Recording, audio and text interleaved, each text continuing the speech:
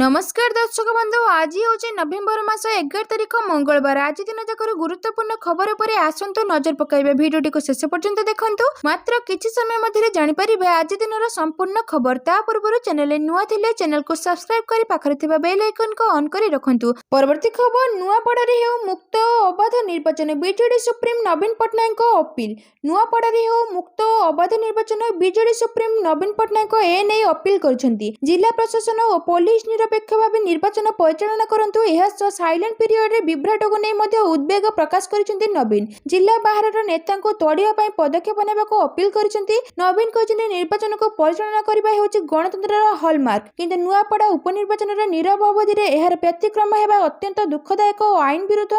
निर्वाचन कमिशन को गाइडलाइन अनुसार साइलेंट पीरियड रे जिला बाहर कौन राजनेता और प्रचारक रही पारिबे नाही, किंतु विश्वस्त सूत्रରୁ मिलिथिबा खबर अनुसार एही नियमर खोलाखोली उल्लंघन हेउची।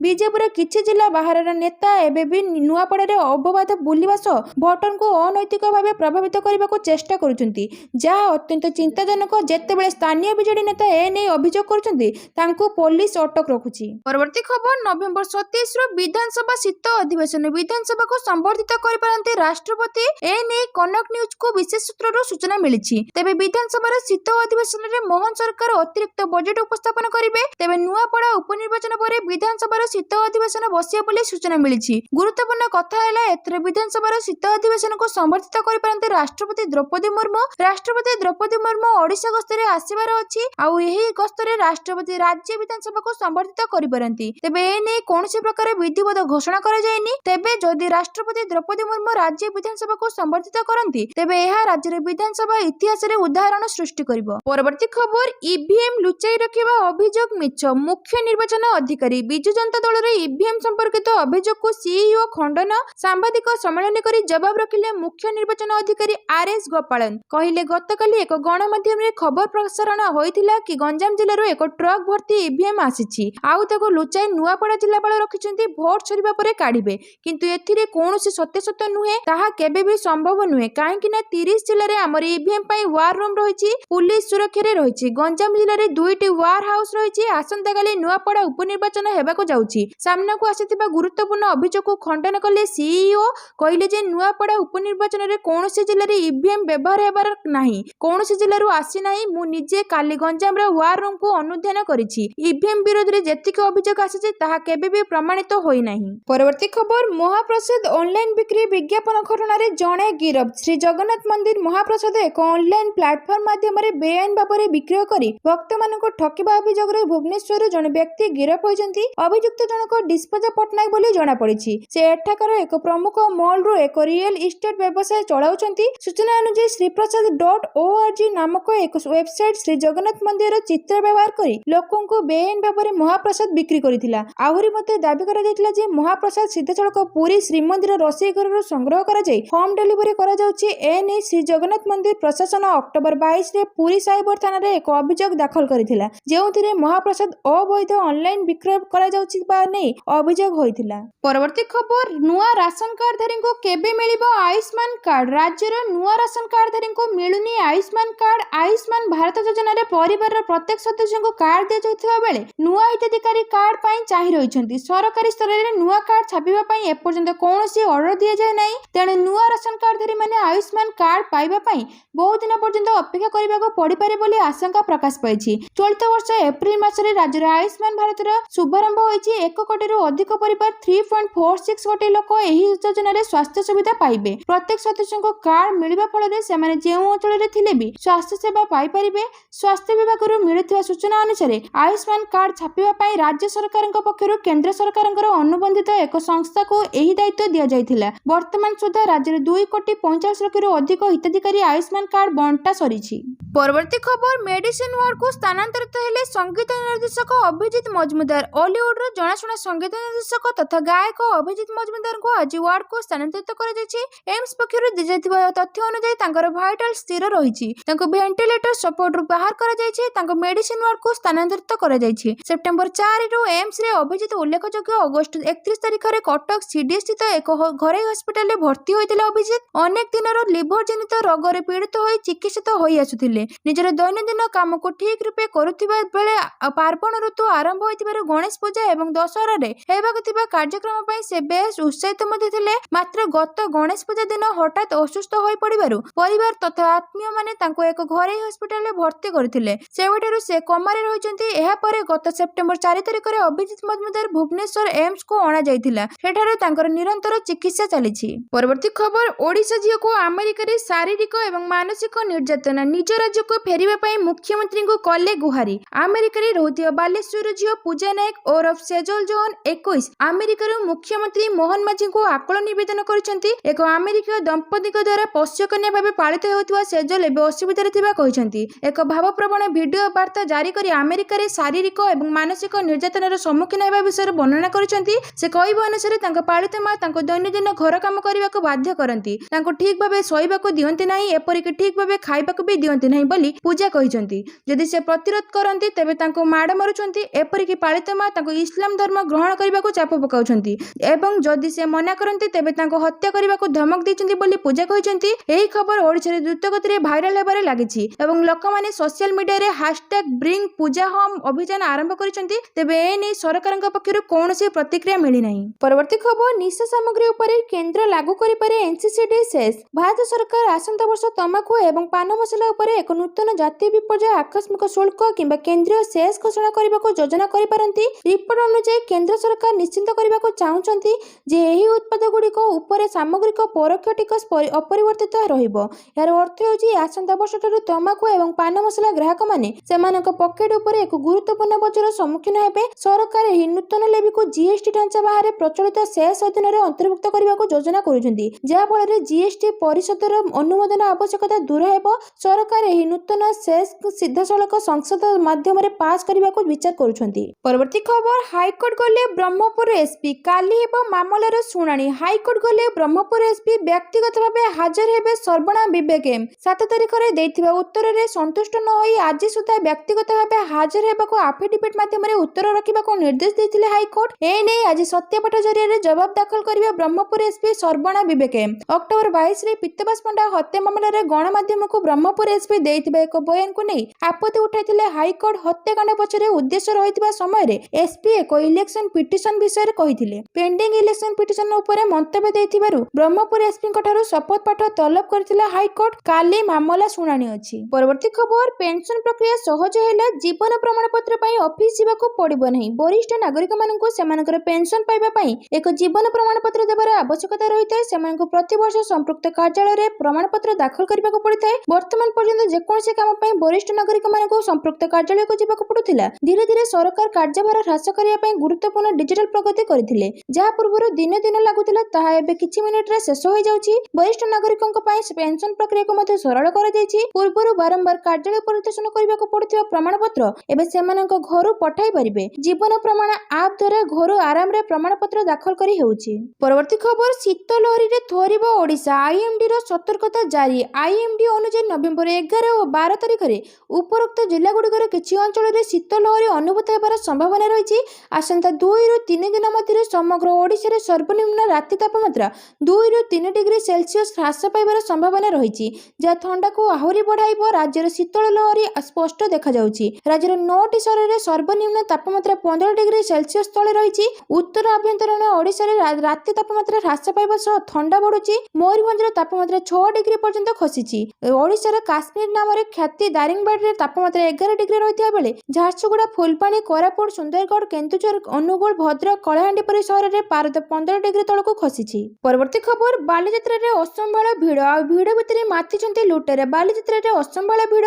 6 ଦିନ ହେଲା ମହାନଦୀ ପଠାରେ ଚାଲିଛି ବିପଣି। ଚଟପଟି ଖାଦ୍ୟ ସାଙ୍ଗକୁ ଖେଳକୁଦ କିଣାକିଣିରେ ଜମୁଛି ଆସର, ଆଉ ଭିଡ଼ ଭିତରେ ମାତିଛନ୍ତି ଲୁଟେରା। କିଏ କାହାର ପର୍ସ ଚୋରି ନେଇଛି ତ କିଏ ମୋବାଇଲ। ରବିବାର ଚୋରି ଅଭିଯୋଗ କରିବାକୁ ପୋଲିସ ସହାୟତା କେନ୍ଦ୍ରରେ ଭିଡ଼ ଦେଖିବାକୁ ମିଳିଥିଲା। ସେପଟେ କଟକରେ କିଛି କୁନି କୁନି ପିଲାଙ୍କୁ ନେଇ ଦିଦିମାନେ ନାଚ ଗୀତ, ପାଠପଢ଼ା ଓ ଖିଆପିଆ କରୁଥିବାର ଦୃଶ୍ୟ ସମସ୍ତଙ୍କୁ ଆକର୍ଷିତ କରିଛି। ମେଳାକୁ ଆସିଥିବା ବଞ୍ଜାରା ଓ ବ୍ୟବସାୟୀଙ୍କ ପିଲାଙ୍କୁ ଶିବିରକୁ ନେଇ ସେମାନଙ୍କୁ ଦିନ ତମାମ ରଖୁଛନ୍ତି। 2011ରୁ କଟକ ଜିଲ୍ଲାପାଳ ଏହି ଯୋଜନା ଆରମ୍ଭ କରିଥିଲେ। ଏହାଦ୍ୱାରା ମେଳାରେ ଅପରାଧ କମିବା ସହ ଅଘଟଣ ଆଶଙ୍କା କମ୍ ରହିବା ବୋଲି ଆଶା କରାଯାଉଛି। ପରବର୍ତ୍ତୀ ଖବର, 2027 ଜନଗଣନା ପାଇଁ ଆଜିଠୁ ପରୀକ୍ଷାମୂଳକ ଭାବେ ଆରମ୍ଭ ହେବ ଡିଜିଟାଲ ଜନଗଣନା। ରାଜଧାନୀ ଭୁବନେଶ୍ୱର ସମେତ କଟକ, ମୟୂରଭଞ୍ଜ ଏବଂ ନବରଙ୍ଗପୁର ଜଗତସିଂହपुରରେ 30 ତାରିଖ ଯାଏଁ ଚାଲିବ ଗଣନା। ଭୁବନେଶ୍ୱର ମହାନଗର ନିଗମ 22 ନମ୍ବର ୱାର୍ଡ, କଟକର 17 ନମ୍ବର ୱାର୍ଡ, ନବରଙ୍ଗପୁରର ତେନ୍ତୁଳିଖୁଣ୍ଟି ଏବଂ ମୟୂରଭଞ୍ଜ ଠାକୁରମୁଣ୍ଡାରେ ହେବ ପ୍ରାକ୍ ଡିଜିଟାଲ ଜନଗଣନା। ସର୍ବଭାରତୀୟ ସ୍ତରରେ 34 ଲକ୍ଷ ଶିକ୍ଷକ କରିବେ ଏହି ଡିଜିଟାଲ ଜନଗଣନା। ଡିଜିଟାଲ ପ୍ରକ୍ରିୟାରେ ପେପର ନୁହେଁ ମୋବାଇଲ ଆପ୍ରେ ହେବ ଜନଗଣନା। ଜିଲ୍ଲା ଜନଗଣନା ତଥ୍ୟ ସମନ୍ୱିତ ପୁସ୍ତକରେ ରହିବ ଗ୍ରାମ, ସହର, ଜିଲ୍ଲା ସମସ୍ତ ଭିତ୍ତିଭୂମି ଓ ନାଗରିକ ସୁବିଧା, ବିସ୍ତୃତ ଜନସଂଖ୍ୟା ସମ୍ବନ୍ଧୀୟ ସାମାଜିକ ଓ ଅର୍ଥନୈତିକ ସୂଚନା ମଧ୍ୟ ଏଥିରେ ରହିବ। ପରବର୍ତ୍ତୀ ଖବର, ଇସିଆଇଙ୍କ ଦୃଷ୍ଟି ଆକର୍ଷଣ କଲେ ନବୀନ, ଆଣିଲେ ବଡ଼ ଅଭିଯୋଗ। ନୂଆପଡ଼ା ଉପନିର୍ବାଚନରେ ଆଚରଣବିଧି ଉଲ୍ଲଂଘନ ହେଉଥିବା ଅଭିଯୋଗ କରି ବିଜେଡି ସୁପ୍ରିମୋ ନବୀନ ପଟ୍ଟନାୟକ ଇସିଆଇଙ୍କ ଦୃଷ୍ଟି ଆକର୍ଷଣ କରିଛନ୍ତି। 48 ଘଣ୍ଟାରେ ନିରବତା ଅବଧିକୁ କଡ଼ାକଡ଼ି ଭାବେ କାର୍ଯ୍ୟକାରୀ କରିବାକୁ ନବୀନ ଇସିଆଇଙ୍କ ନିକଟରେ ଦାବି କରିଛନ୍ତି। ନୂଆପଡ଼ା ବାହାରେ ଭାଜପା ନେତା ଏବଂ ମନ୍ତ୍ରୀମାନେ ଏବେ ବି ଘୁରି ବୁଲୁଛନ୍ତି ବୋଲି ଇସିଆଇଙ୍କ ନିକଟରେ ଅଭିଯୋଗ ହୋଇଛି। ବିଜେଡି କର୍ମୀ ଏହାର ବିରୋଧ କରିବାରୁ ସେମାନଙ୍କୁ ଥାନାରେ ଅଟକ ରଖାଯାଉଛି। ଜିଲ୍ଲା ପ୍ରଶାସନ ଏବଂ ସ୍ଥାନୀୟ ପୋଲିସ ପକ୍ଷପାତୀ ଭାବେ କାର୍ଯ୍ୟ କରୁଥିବା ଅଭିଯୋଗ ହୋଇଛି। ନିର୍ବାଚନରେ ବିଶ୍ୱସନୀୟତା ବଜାୟ ରଖିବାକୁ ଇସିଆଇ ଆବଶ୍ୟକ ପଦକ୍ଷେପ ନେବାକୁ ଦାବି ହୋଇଛି। ପରବର୍ତ୍ତୀ ଖବର, ଡିସେମ୍ବରରୁ ମୋବାଇଲ ରିଚାର୍ଜ ମହଙ୍ଗା। 199 ଟଙ୍କିଆ ପ୍ୟାକ୍ର ମୂଲ୍ୟ 299 ଟଙ୍କା ହେବ। ଦେଶର କୋଟି କୋଟି ମୋବାଇଲ ଉପଭୋକ୍ତାଙ୍କୁ ଲାଗିବାକୁ ଯାଉଛି ବଡ଼ ଝଟକା। କାରଣ ଆସନ୍ତା ମାସ ଅର୍ଥାତ୍ ଡିସେମ୍ବରରୁ ମୋବାଇଲ ଚଳାଇବା ମହଙ୍ଗା ହେବ। ଟେଲିକମ୍ କମ୍ପାନୀଗୁଡ଼ିକ ଡିସେମ୍ବରରେ ସେମାନଙ୍କ ରିଚାର୍ଜ ଓ ଡାଟା ପ୍ଲାନ ମୂଲ୍ୟର ବୃଦ୍ଧି କରିବାକୁ ଯାଉଛନ୍ତି। ସୂଚନା ଅନୁସାରେ ଦେଶର 3 ବଡ଼ ଟେଲିକମ୍ କମ୍ପାନୀ ସେମାନଙ୍କର ରିଚାର୍ଜ ପ୍ଲାନ ଦର ବଢ଼ାଇବାକୁ ପ୍ରସ୍ତୁତ ଚଳାଇଛନ୍ତି। ତେଣୁ ଏହାର ସିଧାସଳଖ ପ୍ରଭାବ ମୋବାଇଲ ୟୁଜରଙ୍କ ପକେଟ ଉପରେ ପଡ଼ିବ।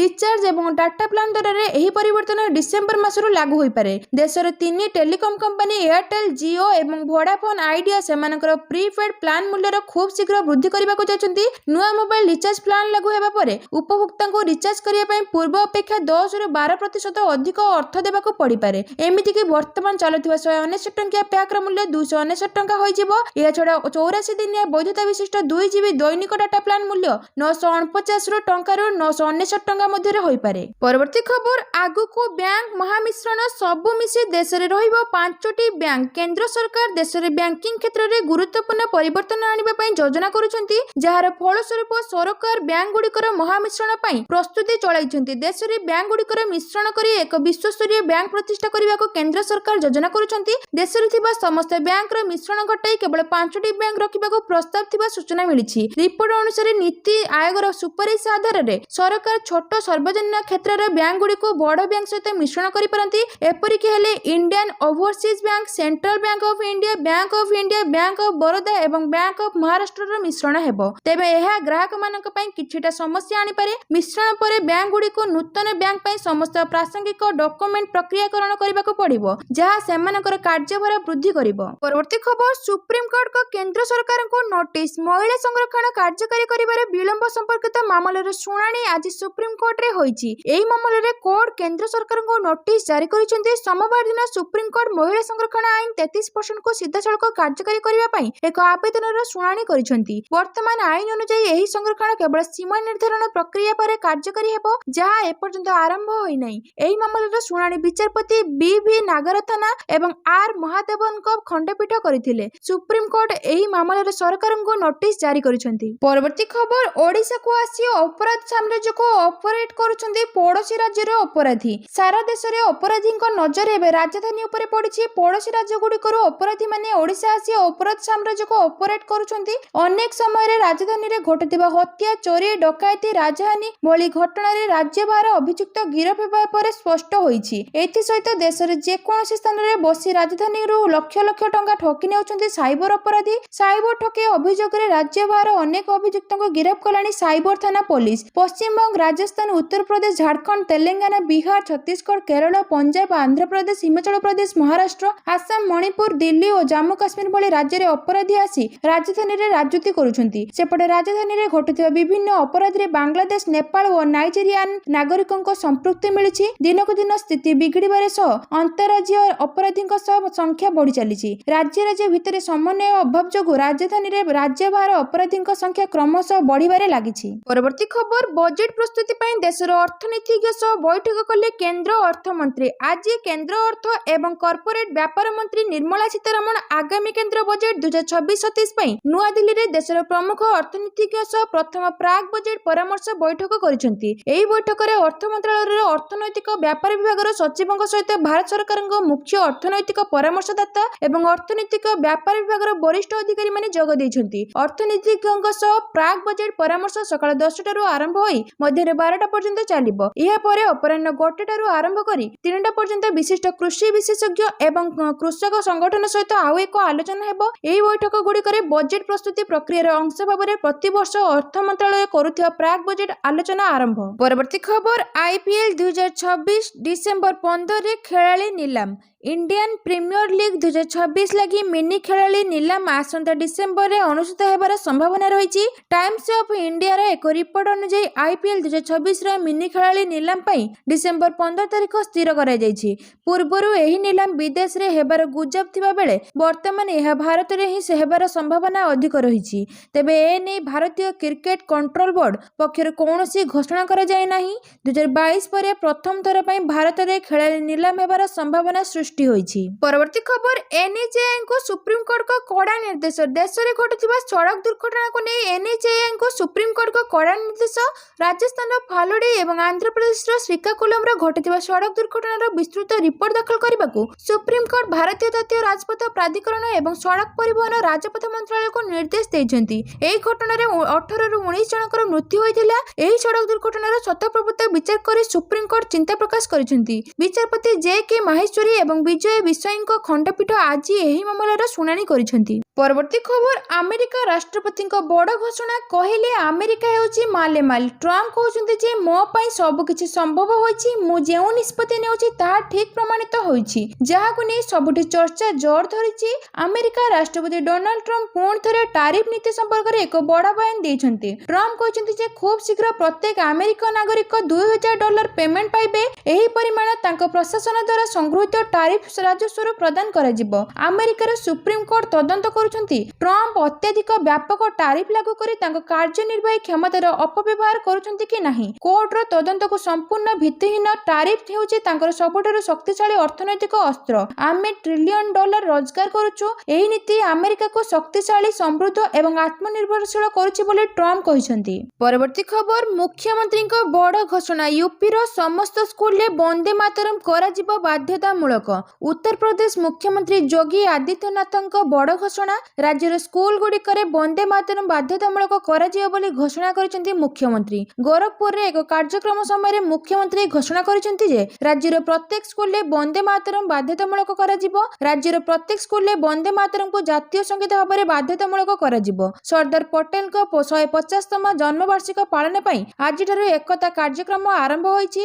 ଅକ୍ଟୋବର 31 ତାରିଖରୁ ଜାତୀୟ ସ୍ତରରେ ପାଳନ କରାଯାଇପାରିବ।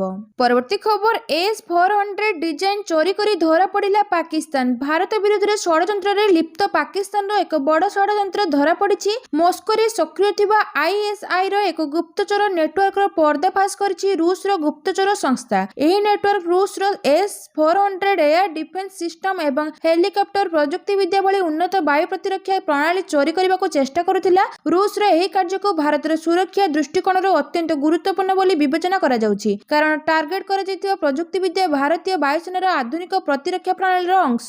ପରବର୍ତ୍ତୀ ଖବର ମୁନିର ହେବେ ପ୍ରଥମ CDF। ପାକିସ୍ତାନ ସରକାର ପାର୍ଲାମେଣ୍ଟର 37ତମ ସମ୍ବିଧାନ ସଂଶୋଧନ ବିଲ୍ ଆଗତ କରିଛନ୍ତି। ଶନିବାର ପାର୍ଲାମେଣ୍ଟରେ ଆଗତ ହୋଇଥିବା ଏହି ବିଲ୍ ଦ୍ୱାରା ପାକିସ୍ତାନ ସମ୍ବିଧାନର ଧାରା 243ରେ ପରିବର୍ତ୍ତନ କରାଯିବ। ଧାରା 243ରେ ପାକିସ୍ତାନ ସୈନ୍ୟବାହିନୀର ଗଠନ ପ୍ରକ୍ରିୟା ଓ ଏ ସମ୍ପର୍କିତ ଅନ୍ୟାନ୍ୟ ନିୟମ ରହିଛି। 37ତମ ସମ୍ବିଧାନ ସଂଶୋଧନ ଦ୍ୱାରା ପାକିସ୍ତାନ ସୈନ୍ୟବାହିନୀରେ ସର୍ବୋଚ୍ଚ କ୍ଷମତାଧାରୀ ପଦ ଚିଫ୍ ଅଫ୍ ଡିଫେନ୍ସ ଫୋର୍ସେସ୍ ସୃଷ୍ଟି କରାଯିବ। ପ୍ରଧାନମନ୍ତ୍ରୀଙ୍କ ପରାମର୍ଶ କ୍ରମେ ରାଷ୍ଟ୍ରପତି ଏହି ପଦରେ ନୂଆ ନିଯୁକ୍ତି ପ୍ରଦାନ କରିବେ। CDF ପଦ ସୃଷ୍ଟି କରାଯିବା ପରେ ଏହି ସ୍ଥାନରେ ସେନା ମୁଖ୍ୟ ଜେନେରାଲ ଅସିମ ମୁନିରଙ୍କୁ ଅବସ୍ଥାପିତ କରାଯିବ। ମୁନିର ହେବେ ପାକିସ୍ତାନର ପ୍ରଥମ CDF। CDF ପଦ ଧାରଣ ଦ୍ୱାରା ମୁନିର ଦେଶର 3 ସୈନ୍ୟବାହିନୀକୁ ନିଜ ନିୟନ୍ତ୍ରଣରେ ରଖିପାରିବେ। ପରବର୍ତ୍ତୀ ଖବର ଅଳିଆ ବିକ୍ରି କରି ଭାରତ ସରକାର ମାଲାମାଲ। କିଣି ହେବ 7ଟି ବନ୍ଦେ ଭାରତ ଟ୍ରେନ୍। ସରକାରୀ ଅଫିସରେ ଥିବା ପୁରୁଣା ଅଦରକାରୀ ଜିନିଷ ବଡ଼ ସମସ୍ୟା ସୃଷ୍ଟି କରିଥାନ୍ତି। ଏଗୁଡ଼ିକ ଅଫିସର ବହୁ ସ୍ଥାନ ମାଡ଼ି ବସୁଥିବା ବେଳେ କାମ କାର୍ଯ୍ୟରେ ବି ସମସ୍ୟା ଦେଖାଦେଇଥାଏ। ହେଲେ ଏବେ ଭାରତ ସରକାର ଏହି ଅଳିଆକୁ ସଫା କରିବା ସହ ବିକ୍ରି ମଧ୍ୟ କରୁଛନ୍ତି। ଆଉ ଯାହା ରୋଜଗାର ହେଉଛି ଜାଣିଲେ ଆପଣଙ୍କ ହୋସ ଉଡ଼ିଯିବ, କାରଣ ସଦ୍ୟ ମିଳିଥିବା ତଥ୍ୟ ଅନୁସାରେ ଭାରତ ସରକାର ଯେତେ ଟଙ୍କାରେ ଅଳିଆ ବିକ୍ରି କରିଛନ୍ତି ସେଥିରେ 7ଟି ବନ୍ଦେ ଭାରତ ଟ୍ରେନ୍ କିଣି ହେବ। ଆଶ୍ଚର୍ଯ୍ୟ ଲାଗୁଥିଲେ ବି କଥାଟା ସତ। ସରକାରୀ ଅଫିସରେ ଅକ୍ଟୋବରରେ ଚାଲିଥିବା 1 ମାସର ସ୍ୱଚ୍ଛତା ଅଭିଯାନର ସରକାର ଅଦରକାରୀ ଦ୍ରବ୍ୟ ବିକ୍ରି କରି 800 କୋଟି ଟଙ୍କା ରୋଜଗାର କରିଛନ୍ତି। ଏହି ଏହି ଟଙ୍କାରେ 7ଟି ବନ୍ଦେ ଭାରତ ଟ୍ରେନ୍ କିଣାଯାଇପାରିବ ବୋଲି କୁହାଯାଉଛି। ପରବର୍ତ୍ତୀ ଖବର, ବାଂଲାଦେଶରେ ଲାଗିଲା ପାକ୍ ଜାହାଜ, ଏବେ ଭାରତ ପାଇଁ ବଢିଲା ଚିନ୍ତା। ବାଂଲାଦେଶରେ ସରକାର ପରିବର୍ତ୍ତନ ହେବା ପରେ ଏବେ ନେତୃତ୍ୱଙ୍କ ମନୋଭାବରେ ମଧ୍ୟ ପରିବର୍ତ୍ତନ ଆସିଛି। 1971ରେ ପାକିସ୍ତାନ ଓ ବାଂଲାଦେଶ ପରସ୍ପରଠାରୁ ଅଲଗା ହୋଇଥିଲେ, କିନ୍ତୁ ଏବେ ପୁଣି ଥରେ ଉଭୟଙ୍କ ମଧ୍ୟରେ ଘନିଷ୍ଠ ସମ୍ପର୍କ ହେବାରେ ଲାଗିଛି। ଦୀର୍ଘ ବର୍ଷ ପରେ ବାଂଲାଦେଶର ପ୍ରଥମ ଥର ପାଇଁ ପାକିସ୍ତାନ ଜାହାଜ ପହଞ୍ଚିଛି। ଏହା ଭାରତ ପାଇଁ ଚିନ୍ତାର କାରଣ ପାଲଟିଛି। ପାକିସ୍ତାନ ନୌସେନାର ଏକ ଜାହାଜ ବାଂଲାଦେଶ ଚଟ୍ଟଗାଁ ବନ୍ଦରଗାହରେ ଶୁକ୍ରବାର ଦିନ ଲାଗିଛି। ଚଟ୍ଟଗାଁରେ ପାକ୍ ଜାହାଜ ପହଞ୍ଚିବା ପରେ ବାଂଲାଦେଶ ନୌସେନା କମାଣ୍ଡର ସ୍ୱାଗତ କରିଥିଲେ। 4 ଦିନର ଯାତ୍ରା ପାଇଁ ଏହି ଜାହାଜ ଆସିଛି। ବର୍ଷ ବର୍ଷ ଧରି ଦୁଇ ଦେଶର ମଧ୍ୟରେ ରହିଥିବା ତିକ୍ତତା ଏବେ ହ୍ରାସ ପାଇଥିବା ଦେଖିବାକୁ ମିଳିଛି। ଏହା ଭାରତ ପାଇଁ ସମସ୍ୟା ବଢାଇପାରେ। ପରବର୍ତ୍ତୀ ଖବର, ଉଡ଼ିବା ସମୟରେ ଫେଲ୍ ହେଲା ସ୍ପାଇସ୍ ଜେଟ୍ର ଇଞ୍ଜିନ୍, ଜରୁରୀକାଳୀନ ଅବତରଣ କଲା ବିମାନ। ମୁମ୍ବାଇରୁ କୋଲକାତା ଯାଉଥିବା ସ୍ପାଇସ୍ ଜେଟ୍ର ଏକ ବିମାନର ଇଞ୍ଜିନ୍ ହଠାତ୍ ବିଫଳ ହୋଇଯାଇଥିଲା ଏବଂ ବିମାନଟି ମଝି ଆକାଶରେ ଦୋହଲିବାକୁ ଲାଗିଲା। ଏହା ଯାତ୍ରୀମାନଙ୍କ ମଧ୍ୟରେ ଭୟ ସୃଷ୍ଟି କଲା। ପରିସ୍ଥିତି ଖରାପ ହେଉଥିବା ଦେଖି ପାଇଲଟ ଏଟିସି ସହିତ ଯୋଗାଯୋଗ କରି କୋଲକାତା ବିମାନ ବନ୍ଦରରେ ଜରୁରୀକାଳୀନ ଅବତରଣ କରିଥିଲା। ବିମାନରେ ଥିବା ସମସ୍ତ ଯାତ୍ରୀ ଏବଂ କ୍ରୁ ସଦସ୍ୟଙ୍କୁ ସୁରକ୍ଷିତ ଅଛନ୍ତି ଏବଂ ଜରୁରୀକାଳୀନ ଗେଟ୍ ଦେଇ ସେମାନଙ୍କୁ ଉଦ୍ଧାର କରାଯାଇଛି। ପରବର୍ତ୍ତୀ ଖବର, ଅଷ୍ଟ୍ରେଲିଆରେ ସୋସିଆଲ ମିଡିଆ ହେଲା ବ୍ୟାନ୍। ଅଷ୍ଟ୍ରେଲିଆ 16 ବର୍ଷରୁ କମ୍ ବୟସର ପିଲାମାନଙ୍କର ଅନଲାଇନ ସୁରକ୍ଷା ପାଇଁ ସୋସିଆଲ ମିଡିଆ ଉପରେ ସମ୍ପୂର୍ଣ୍ଣ ନିଷେଧ ଘୋଷଣା କରିଛି। ପ୍ରଧାନମନ୍ତ୍ରୀ ଆଣ୍ଟୋନି ଆଲବାନିସ୍ କହିଛନ୍ତି ଯେ ପିଲାମାନଙ୍କର ମାନସିକ ସ୍ୱାସ୍ଥ୍ୟ ଏବଂ ବିକାଶକୁ ସୁରକ୍ଷା ଦେବା ପାଇଁ ଏହି ଆଇନ ଅତ୍ୟାବଶ୍ୟକ। ଏହି ନୂତନ ନିୟମ ଡିସେମ୍ବର 2025ରେ କାର୍ଯ୍ୟକାରୀ ହେବ।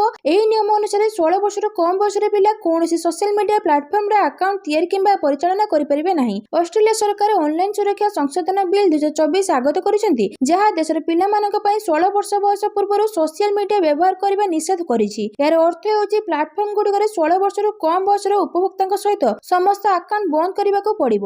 ପରବର୍ତ୍ତୀ ଖବର, ଜୟପୁରରେ ବଡ଼ ଦୁର୍ଘଟଣା, ଭୁଶୁଡ଼ିଲା ନିର୍ମାଣାଧୀନ ଛାତ, ପୋତି ହୋଇଗଲେ ବହୁ ଶ୍ରମିକ। ରାଜସ୍ଥାନ ରାଜଧାନୀ ଜୟପୁରରୁ ଗୁରୁତ୍ୱପୂର୍ଣ୍ଣ ଖବର ଆସିଛି। ସହରର ପନ୍ନିଗାରଣା ମହଲାରେ ଏକ ନିର୍ମାଣାଧୀନ ଘରର ଛାତ ଭୁଶୁଡ଼ି ପଡ଼ିବା ଘଟଣା ଆତଙ୍କ ସୃଷ୍ଟି କରିଛି। ଏହି ଘଟଣା ସୁଭାଷ ଚୌକ ପୋଲିସ ଷ୍ଟେସନ ଅଞ୍ଚଳ ନିକଟରେ ଘଟିଛି। ରିପୋର୍ଟ ଅନୁଯାୟୀ 5ରୁ 7 ଜଣ ଶ୍ରମିକ ଭଗ୍ନାବଶେଷ ତଳେ ପୋତି ହୋଇ ରହିଛନ୍ତି। ସୂଚନା ପାଇବା ମାତ୍ରେ ପୋଲିସ ଏବଂ ଉଦ୍ଧାରକାରୀ ଦଳ ତଦନ୍ତ ଘଟଣାସ୍ଥଳରେ ପହଞ୍ଚି ଉଦ୍ଧାର କାର୍ଯ୍ୟ ଆରମ୍ଭ କରିଛନ୍ତି। ପ୍ରାରମ୍ଭିକ ସୂଚନା ଅନୁଯାୟୀ ଭଗ୍ନାବଶେଷ ତଳେ 4ରୁ 5 ଜଣ ଫସି ରହିଥିବା ଆଶଙ୍କା କରାଯାଉଛି। ଉଦ୍ଧାରକାରୀ ଦଳ ଭଙ୍ଗା ଛାତ ତଳ ଜୀବନ ଖୋଜିବାରେ ଆରମ୍ଭ କରିଛନ୍ତି। ପରବର୍ତ୍ତୀ ଖବର, ଭେଟରାନ ବଲିଉଡ ଅଭିନେତା ଧର୍ମେନ୍ଦ୍ରଙ୍କ ସ୍ୱାସ୍ଥ୍ୟାବସ୍ଥା ଗୁରୁତର, ପୁଣି ବିଗିଡିଗଲା। ବଲିଉଡ ସୁପରଷ୍ଟାର ଧର୍ମେନ୍ଦ୍ରଙ୍କ ସ୍ୱାସ୍ଥ୍ୟାବସ୍ଥା ବ୍ରିଜ୍ କ୍ୟାଣ୍ଡି ହସ୍ପିଟାଲରେ ତାଙ୍କୁ ଭର୍ତ୍ତି କରାଯାଇଛି। ସ୍ୱାସ୍ଥ୍ୟାବସ୍ଥା ବିଗିଡିବାରୁ ଆଜି ତାଙ୍କୁ ଭେଣ୍ଟିଲେଟରରେ ରଖାଯାଇଛି। ହଠାତ୍ ଧର୍ମେନ୍ଦ୍ରଙ୍କ ସ୍ୱାସ୍ଥ୍ୟାବସ୍ଥା ବିଗିଡିବା ପରେ ସମ୍ପର୍କୀୟମାନେ ତାଙ୍କୁ ଭେଟିବା ପାଇଁ ହସ୍ପିଟାଲକୁ ଆସୁଛନ୍ତି। ଧର୍ମେନ୍ଦ୍ରଙ୍କ ସ୍ୱାସ୍ଥ୍ୟାବସ୍ଥା ବିଗିଡିବା ଖବର ଆସିବା ପରେ ଏବେ ପ୍ରଶଂସକ ତାଙ୍କ ଆଶୁ ଆରୋଗ୍ୟ କାମନା କରି ପ୍ରାର୍ଥନା କରୁଥିବା ଦେଖାଯାଉଛି। ସେ କିଛି ଦିନ ଧରି ବାର୍ଦ୍ଧକ୍ୟ ସମ୍ବନ୍ଧୀୟ ସମସ୍ୟାର ସମ୍ମୁଖୀନ ହୋଇ ଡାକ୍ତରଖାନାରେ ଭର୍ତ୍ତି ହୋଇଥିଲେ। ଏପର୍ଯ୍ୟନ୍ତ ତାଙ୍କ ସ୍ୱାସ୍ଥ୍ୟାବସ୍ଥା କୌଣସି ସୁଧାର ଆସିନାହିଁ। ଧର୍ମେନ୍ଦ୍ରଙ୍କୁ ପ୍ରାୟ 10 ଦିନ ପୂର୍ବରୁ ହସ୍ପିଟାଲରେ ଭର୍ତ୍ତି କରାଯାଇଥିଲା। ପରବର୍ତ୍ତୀ ଖବର, ଟାରିଫକୁ ବିରୋଧ କରୁଥିବା ଲୋକ ମୂର୍ଖ। ଆମେରିକା ରାଷ୍ଟ୍ରପତି ଡୋନାଲ୍ଡ ଟ୍ରମ୍ପ ରବିବାର ତାଙ୍କର ଟାରିଫ ସପକ୍ଷରେ ମତ ରଖିଛନ୍ତି। ଟ୍ରମ୍ପ ଟାରିଫ ନୀତିର ବିରୋଧୀମାନଙ୍କୁ ମୂର୍ଖ ବୋଲି କହିଛନ୍ତି ଏବଂ ଉଚ୍ଚ ଆୟକାରୀ ଲୋକଙ୍କୁ ବାଦ ଦେଇ ସମସ୍ତଙ୍କୁ ଅତି କମରେ 1.77 ଲକ୍ଷ ଟଙ୍କା ପ୍ରତି ଆମେରିକୀୟଙ୍କୁ ଲାଭାଂଶ ପ୍ରଦାନ କରିବାର ପ୍ରତିଶ୍ରୁତି ଦେଇଛନ୍ତି। ଯେଉଁମାନେ ଶୁଳ୍କ ବିରୋଧୀ ସେମାନେ ମୂର୍ଖ। ଟ୍ରମ୍ପ ସୋସିଆଲ ମିଡିଆରେ ଟ୍ରୁଥରେ ଲେଖିଛନ୍ତି ଯେ ଆମେରିକା ବିଶ୍ୱର ସବୁଠାରୁ ଧନୀ, ସବୁଠାରୁ ସମ୍ମାନଜନକ ଦେଶ, ଯେଉଁଠି ମୁଦ୍ରାସ୍ଫୀତି ପ୍ରାୟତଃ ଶୂନ୍ୟ ଥିବା ବେଳେ ଷ୍ଟକ୍ ବଜାର ମୂଲ୍ୟ ରେକର୍ଡ ସ୍ତରରେ ପହଞ୍ଚିଛି। ସେ ଦାବି କରିଛନ୍ତି ଯେ ଆମେରିକା ଟାରିଫରୁ $1 ଟ୍ରିଲିୟନ ନେଉଛି ଏବଂ ଆମେରିକା ଶୀଘ୍ର ଆମର ବିଶାଳ ଋଣ $37 ଟ୍ରିଲିୟନ ପରିଶୋଧ କରିବା ଆରମ୍ଭ କରିବ।